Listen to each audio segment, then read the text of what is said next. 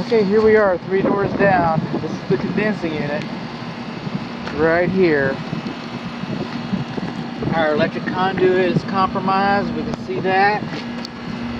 We're missing our insulation on the low pressure refrigerant line. Our Schrader valve caps are not anti-theft. Of course, we wouldn't have expected that. And 1994, probably an R12. Okay, what size do we got here? 2 tons. 1994. Refrigerant. I know what kind of refrigerant this is. R12. Okay, so it's probably a tin sear. We've got hail damage. Probably tin sear, like I said. We do have electric disconnects up here. Some of them don't. Brake one sponsors good home inspection. So, got a little bit of worn roof up here. This is our electric service disconnect.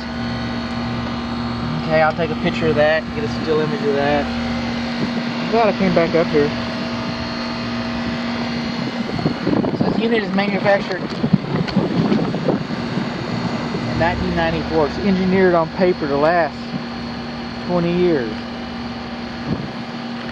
Alright. It might last 35, but Las Vegas is going to give you 14. This has lasted a lot longer than anybody expected it to. There's another thing about this. It uses R22. That's an obsolete refrigerant, no longer manufactured in the United States legally.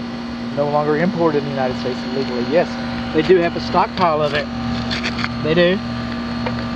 Is it expensive? Is maintenance on this going to be expensive and ongoing? Yes, it is. The Texas Real Estate Commission, they say, is it performing the function for which it's intended?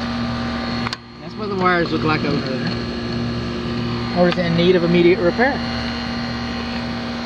Or was it installed improperly? Or is it a safety issue? That's all they care about. But you might want to care about the fact that this is an old unit. You're buying into an old unit with an obsolete, an older refrigerant system.